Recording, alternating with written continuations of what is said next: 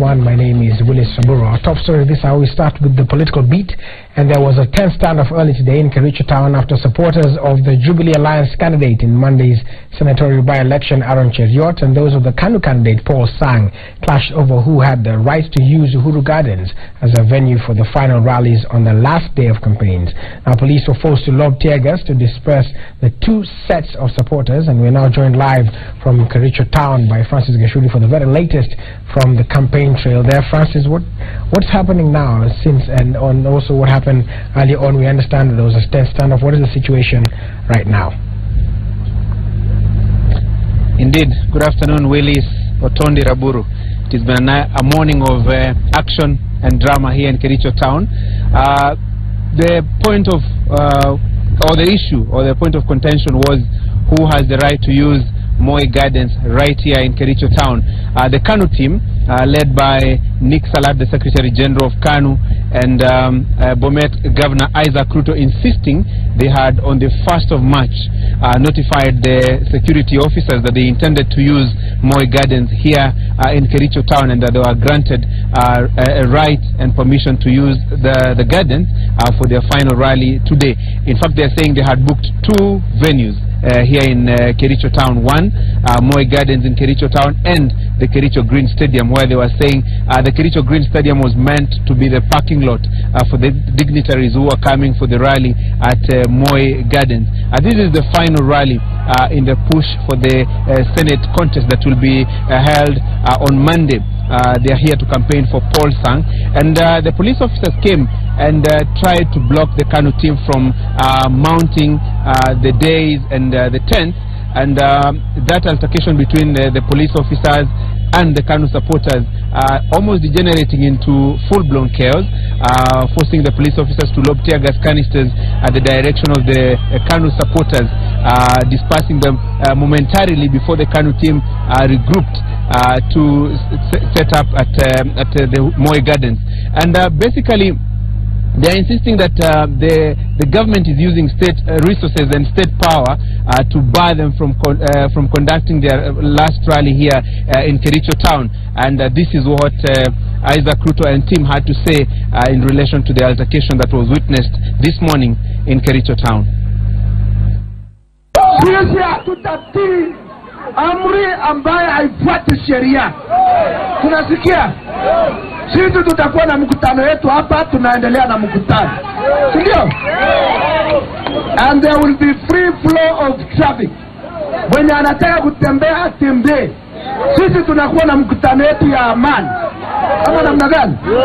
Mimi ndio niliomba kibali cha kuwa hapa kwa hii kiwanja na tukapatiwa. Ndipo leo tunaambiwa kuna sheria ambayo inapita, ile sheria tulitumia kutafuta hiyo kibali ambayo ilitupatia tuwe hapa. Hamuwezi lazimisha watu kwa kupiga tear gas ama kuleta bunduki ama kwa lazimisha watoke kwa rally mpaka mutoboe. Hamuwezi toboa hivyo. Hiyo ni ngumu na haiwezekani.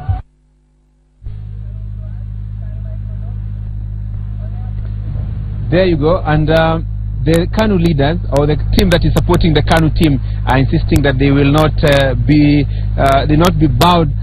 bow down to pressure and not hold their rally at the Kericho or at the Moi Gardens here in Kericho town. And the Jubilee team is also conducting various rallies. This morning they were at Basiele in Kipkelion West.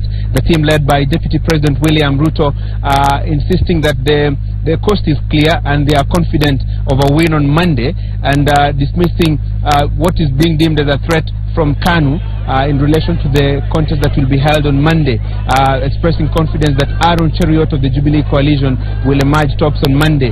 And after the Kipkelion West meeting, the Jubilee team will be heading to Bureti and Ainamoi, and finally they will be holding their rally here in Kericho town. What remains unclear is where exactly they will be holding that rally in Kericho town, because the venue that probably they would have conducted that rally, that is the Moi Gardens as well as Kericho Green Stadium. Those two venues have been booked by KANU, and we were at the Kericho Green Stadium. Nothing is happening there, only a few police officers there, and they are saying they have been deployed there to ensure that there is security.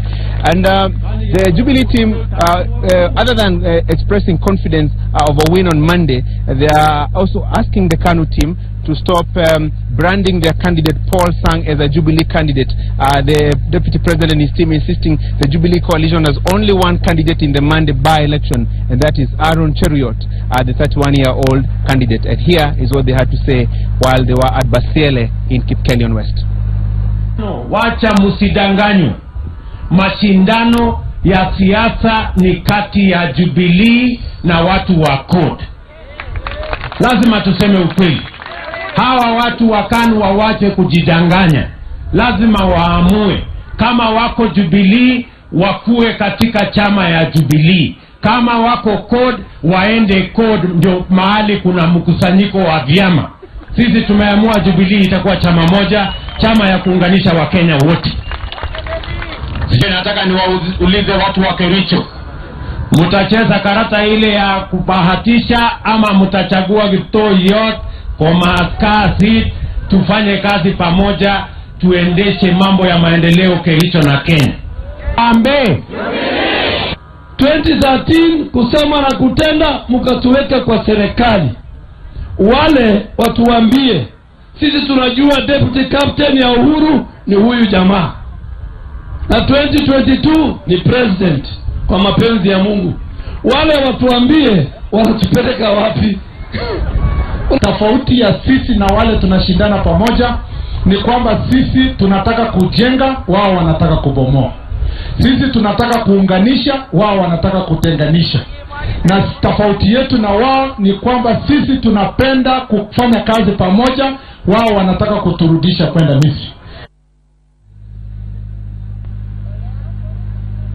There you go, and those are the sentiments expressed by the Jubilee team at Basiele in Kipkelion West.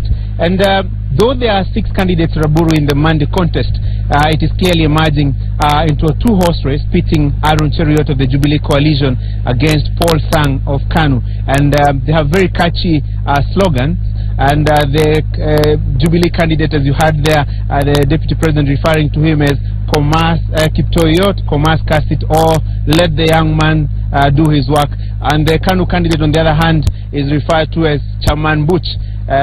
Yani nipende tu vile niko. That's the slogan that the KANU candidate is using. So basically, let's wait for what will be happening here in the afternoon, and later on we'll be able to tell our viewers exactly what transpired and the undercurrents in relation to the by-election on Monday. Back to you, Raburu. All right, thank you very much. Of course, it's also good to see that Gashuri is brushing up on his collagen there, right? So we'll be joining him in our subsequent bulletins for the latest in that today being the last day of the campaigns there. Now,